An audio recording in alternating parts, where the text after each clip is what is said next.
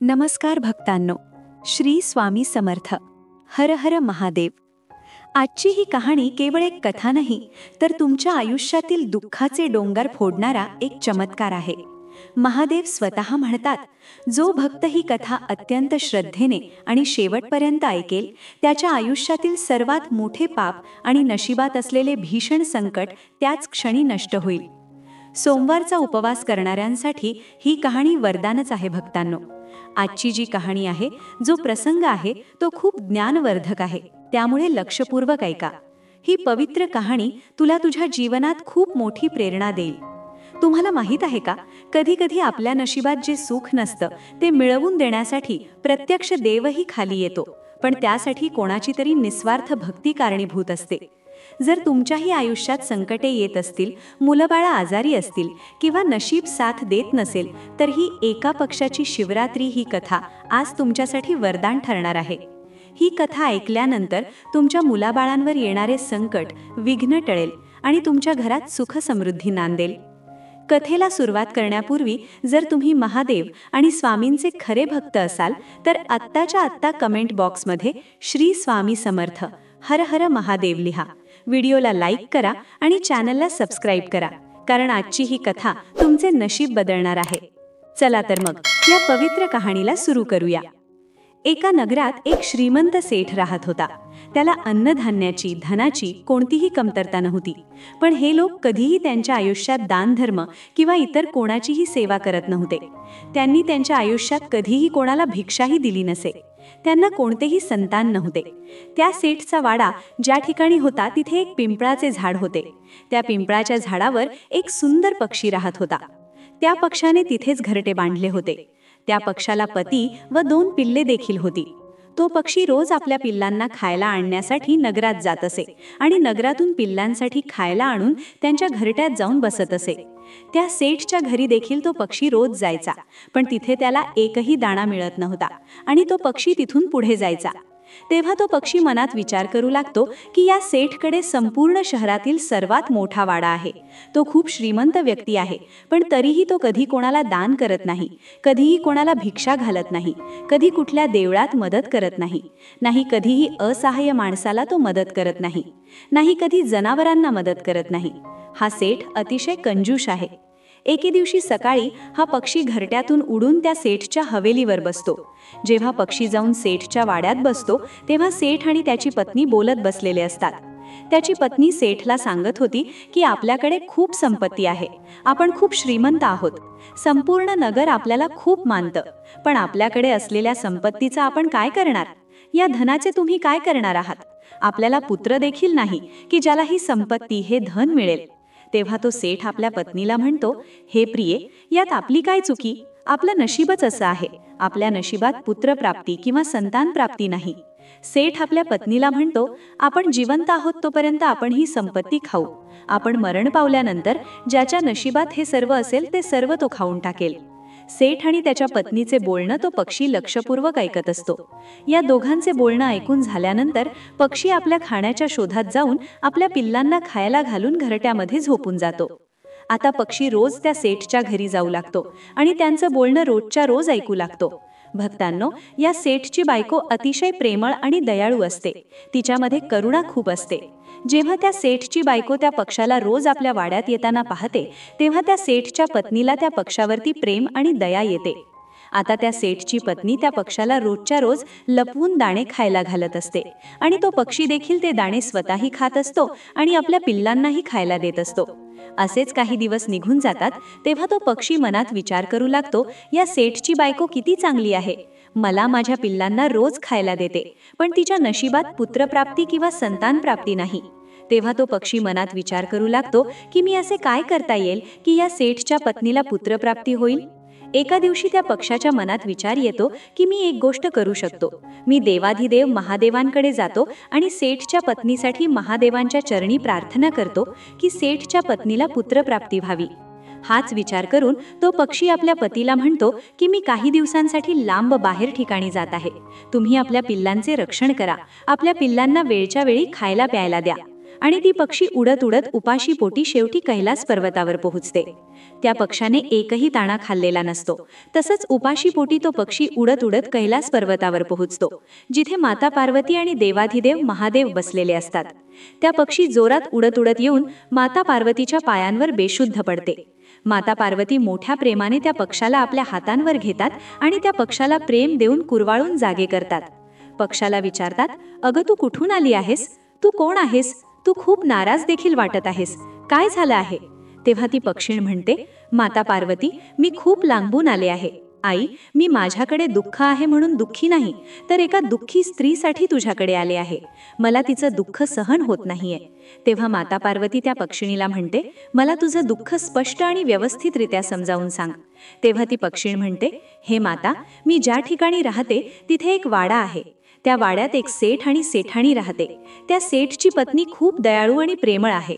माझ्यावर कृपा कर आणि त्या सेठच्या पत्नीला पुत्रप्राप्ती होऊ दे. ही प्रार्थना मी मनापासून करत आहे. या गोष्टी माता पार्वतीला सांगून ती पक्षीण पुन्हा बेशुद्ध होते. माता पार्वती पुन्हा त्या पक्षाला शुद्धीत आणण्याचा प्रयत्न करते. तेव्हा माता पार्वती त्या पक्षाला अन्न पाणी देते आणि शुद्धीत आणते आणि त्या पक्षाला म्हणते, बाळा, तू चिंता करू नको. थोड्या वेळातच महादेव उठतील. तेव्हा आपण दोघे मिळून महादेवांशी बोलूया. आणि थोड्याच वेळात महादेव जागे होतात. माता पार्वती त्या पक्षाला आपल्या हातांवर घेऊन महादेवांच्या समोर जातात. त्या पक्षाबद्दल महादेवांना सांगतात आणि म्हणतात, प्रभू, एका नगरात खूप मोठा सेठ आणि त्यांची पत्नी राहते. त्यांच्या नशिबात पुत्रप्राप्ती आहे का? तेव्हा महादेव ध्यानाला बसतात आणि माता पार्वतीला म्हणतात की पार्वती, त्या सेठ आणि त्या पत्नीच्या नशिबात पुत्रप्राप्ती नाही आहे. तेव्हा माता पार्वती महादेवांना म्हणतात की हे प्रभू, त्यांच्या नशिबात जर पुत्रप्राप्ती नसेल तर हे कसं शक्य आहे?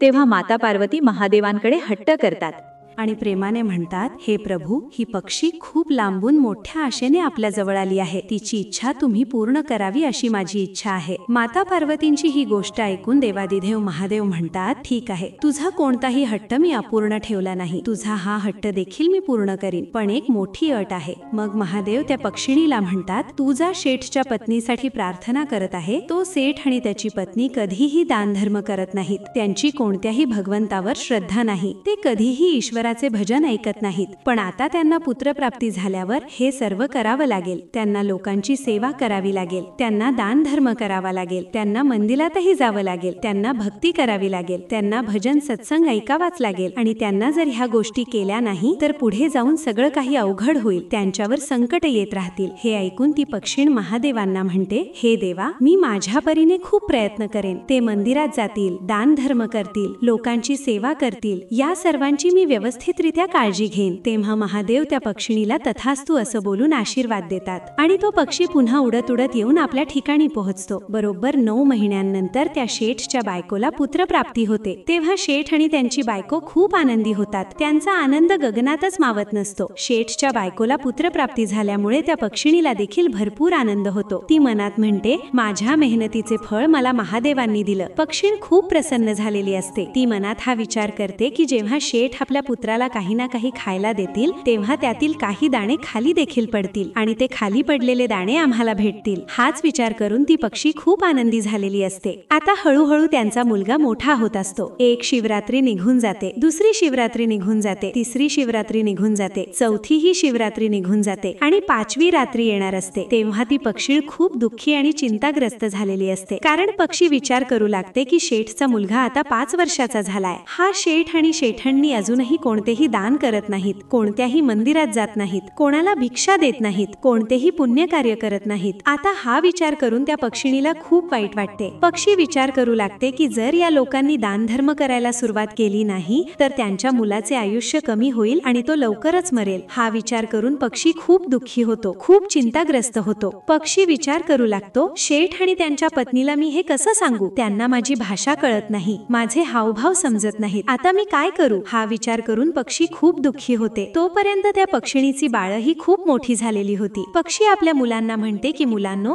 तुम्ही तुमची काळजी घ्या, मी काही दिवसांसाठी कुठेतरी जात आहे. मग ती पक्षी पुन्हा आपल्या घरट्यातून उडून थेट कैलास पर्वतावर येते. कैलास पर्वतावर जाऊन माता पार्वतीच्या पाया पडते आणि माता पार्वती त्या पक्षाला हातात घेते आणि म्हणते, हे पक्षिणी, आता तुला काय त्रास आहे? तुम्ही म्हणाल तसं झालंय. शेठ आणि शेठाणीला आता मुलगा झालाय. आता पुन्हा तुम्ही कशाला आलात? तेव्हा ती पक्षी माता पार्वतीला म्हणते की आई, शेठ आणि शेठाणीला मुलगा तर झाला आहे, पण शेठ आणि शेठाणी यांना मी योग्य मार्गावर आणू शकले नाही. मी त्यांना योग्य मार्गावर आणू शकले नाही, त्यासाठी मी सर्वप्रथम तुमची क्षमा मागते. ते धर्माचे कार्य करत नाहीत. दोघे पती पत्नीही आजही सारखेच आहेत. ना कोणत्या मंदिरात जातात, ना दान धर्म करतात, ना कोणाला दान देतात, ना कोणत्या देवाची पूजा करतात. पती पत्नी दोघेही अजूनही तसेच वागतात. तेव्हा महादेव म्हणतात, असे वागून चालणार नाही. असे केल्याने त्याचा पुत्र अल्पायुषी होईल. मग तो पक्षी माता पार्वतीच्या पाया पडतो आणि त्याचे डोके देवांच्या कर्णाशी मारायला लागतो. ती म्हणते, हे परमेश्वरा, असे होऊ नये. तिच्या मुलाचं आयुष्य वाढवा, माझ्यावर कृपा करा. एक गोष्ट त्या पक्षाला खूप चांगल्या प्रकारे माहित होती की जर तुम्हाला एखादी इच्छा पूर्ती करायची असेल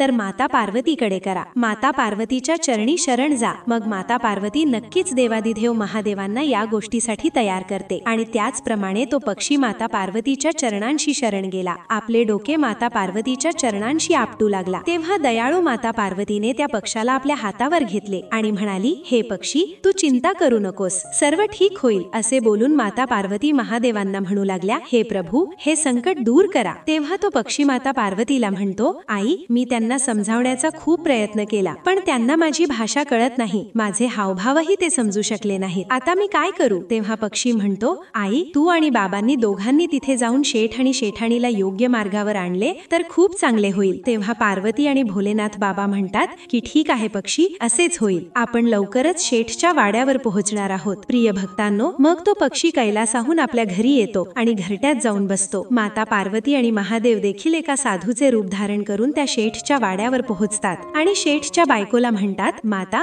आम्हाला खूप जोराची भूक लागली आहे. काय तुम्ही आम्हाला अन्न देऊ शकता का? तुम्ही जर आम्हाला अन्न दिले नाही तर आम्ही तुम्हाला श्राप देऊ की लवकरच तुम्ही बर्बाद होणार आहात. तेव्हा शेठची पत्नी म्हणते, अहो बाबा, आम्हाला श्राप देऊ नका, कृपा करा, पण आम्हाला श्राप देऊ नका. आम्ही नक्कीच तुम्हाला अन्न देऊन तुमचे पोट भरतो. आणि शेठची बायको साधू रूपातील माता पार्वतींची आणि महादेवांची आपल्या घरी बोलावून घेते. पंचपक्वान करून त्यांना खायला देते. अतिशय चांगल्या प्रकारे त्यांची सेवा करून त्यांचे पोट भरते. तिथे त्या शेठचा मुलगा देखील इकडून तिकडून खेळत असतो आणि अतिशय सुंदर असतो. तेव्हा माता पार्वती म्हणते, हे तर महादेवांनी दिलेलं सुंदर फळ आहे. शेठची बायको साधू रूपातील माता पार्वतींची आणि महादेवांची खूप चांगल्या प्रकारे सेवा करते. पोट भरून अन्न देते, गोड मिठाई देते. तिची ही सेवा पाहून माता पार्वती आणि प्रभू महादेव खूप खुश होतात आणि त्यांच्यावर प्रसन्न होतात. मग माता पार्वती आणि महादेव त्यांच्या घरातून जायला निघतात. तेव्हा शेठ आणि त्यांची पत्नी माता पार्वती आणि महादेवांजवळ येऊन पोहोचतात आणि म्हणतात की साधू बाबा, आमच्याकडून तुमची सेवा करण्यात काही चुकी झाली असल्यास आम्हाला क्षमा करा, पण आम्हाला कोणत्याही प्रकारचा श्राप तुम्ही देऊ नका. तेव्हा महादेव म्हणतात, शेठ आणि शेठांनी नीट ऐका, तुमच्याकडून खूप चुका झाल्या आहेत आणि सतत चुका होत राहिल्या आहेत. जर तुम्ही असेच चालू ठेवले तर तुमचा मुलगा गंभीर संकटात सापडणार आहे आणि तुमचा मुलगा लवकरच हे जग सोडून जाईल. मग शेठ आणि त्यांची पत्नी साधू वेशात असलेल्या भोलेनाथांच्या पाया पडतात आणि म्हणतात, बाबा, आम्हाला काहीतरी मार्ग दाखवा. आम्ही काय करू? म्हातारपणात आम्हाला मुलगा मिळाला आहे आणि हा मुलगा आम्हाला गमवायचा नाही. तेव्हा महादेव म्हणतात, उभे राहा आणि लक्ष देऊन ऐका. आजच्या नंतर कोणी तुमच्या दारात आले तर त्यांना रिकाम्या हाताने जाऊ देऊ नका. दान धर्म करा, लोकांना पाणी प्यायला द्या, लोकांना मदत करा, संकटग्रस्त प्राण्यांना मदत करा, महाशिवरात्रीचे व्रत करा, देवांची पूजा करा. मग पती पत्नी दोघेही हात जोडून महादेवांच्या पाया पडतात. ते म्हणतात, बाबा, तुम्ही जे बोललात तेच करू. महादेव शेठ आणि त्यांच्या पत्नीला म्हणतात की तुझ्या घरात जो मुलगा खेळत आहे तो तुझ्या मेहनतीमुळे नाही, तर तो तुझ्या नशिबात देखील नव्हता. हे एका पक्षाचे कष्ट आहेत जे तुझ्या ठिकाणाहून उडून कैलासात पोहोचले होते आणि कैलासात पोहोचल्यानंतर महादेव आणि पार्वतीला आवाहन करून हा पुत्र त्याने मागितला होता. त्याच्याच भक्तीचे हे फळ आहे की आज तुमच्या घरी एक सुंदर पुत्र खेळत आहे. मग शेठ आणि शेठांनी म्हणतात, बाबा, तो कोणता पक्षी आहे? तेवढ्यात तो पक्षी तिथे येतो आणि महादेव आणि माता पार्वतींना नमस्कार करतो. प्रिय भक्तांनो, हा दिवस महाशिवरात्रीचा असतो, ज्या दिवशी महादेव आणि माता पार्वती शेठ आणि शेठाणीच्या घरी येतात आणि तेव्हाच माता पार्वती आणि प्रभू महादेव त्यांचे खरे रूप धारण करतात आणि त्या शेठला आणि त्यांच्या पत्नीला दर्शन देतात. मग तो शेठ आणि त्याची पत्नी भगवंतांच्या चरणांशी शरण जातात व त्यांनी सांगितलेल्या गोष्टींचे पालन करतात. शेठ आणि शेठांनी मोठ्या थाटामाठात महाशिवरात्री साजरी करतात. महाशिवरात्रीला ते उपवास करतात